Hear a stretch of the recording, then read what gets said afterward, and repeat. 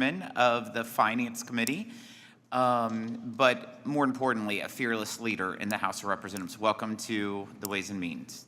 Thank you, Mr. Chairman, and thank you to the members of committee for allowing me the opportunity to be here this afternoon and share with you some of the priorities that I hope you will consider as we look to move good policy this 119th Congress. Let me first start by saying that many of us here focus on families. We want to make sure that we're doing right by families. So the legislation that I want to offer up today really focuses on that.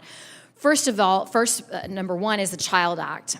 Since the creation of dependent care FSAs in 1986, the contribution limit has remained $5,000. With the ever-increasing cost of child care and cumulative inflation measuring roughly 188% over the 39-year period since these accounts were created, relief is needed for American families. My legislation, the Child Act, co-led by Representative Sanchez in a bipartisan way, proposes doubling the contribution limit to $10,000 and indexing it for inflation annually.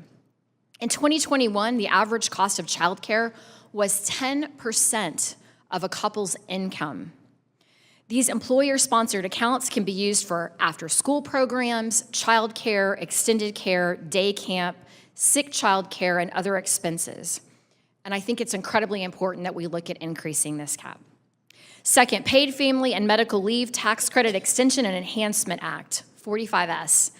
My friend and former Ways and Means member, Randy Feenstra, has introduced legislation to extend and reform the 45S tax credit. The provision, which was in TCJA and expires at the end of this year, has helped many employers expand their paid family leave benefits for their workers. Rep. Feenstra's bill not only makes the credit more flexible, but it also increases employer awareness and makes the tax credit permanent. As a mother of 2 daughters, I was thankful my employer offered me paid family leave. We need to incentivize employers to offer paid family leave, not mandate it. I want to thank Mr. Feenstra for leading this initiative, and I hope to see this tax credit permanently extended. And lastly, Paid Family Leave Working Group. I would like to share with you all that for the last year and a half or so, I've co-chaired a House bipartisan paid family leave working group. And at the end of this last year, our working group released 2 discussion drafts. The first is legislation I authored to create a modest federal incentive for states to offer their own paid leave programs through the use of a public-private partnership. This would include states who partner with insurance companies to offer cost-effective benefits and would tie in well with the reforms proposed by Mr. Feenstra's 45S legislation.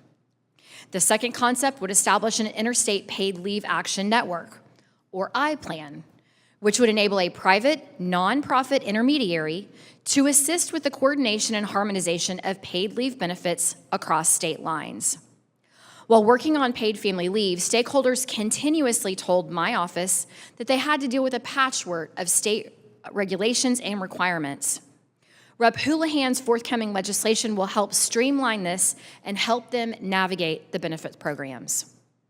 Mr. Chairman, I would also like to ask unanimous consent to submit the following articles for the record. 1, the end of the tax breaks could be very disruptive to business owners. 2, intangible drilling cost. 3, NCBA continues to push for death tax relief. And finally, how the loss of immediate expensing reduces innovation inputs. Without objection. Thank you. These articles support the reauthorization of 199A, intangible drilling cost, the R&D tax credit, and the repeal of the estate death tax. And these provisions are discussed in almost every meeting I have with constituents. The repeal of the death tax and extension of the other credits will allow Main Street America to continue to grow and employ more Americans. Thank you for giving me the opportunity to discuss tax issues that are important to my constituents in Oklahoma's 5th Congressional District. And with that, I yield. Thank you, Ms. Bice. I now recognize Representative Jim McGovern, the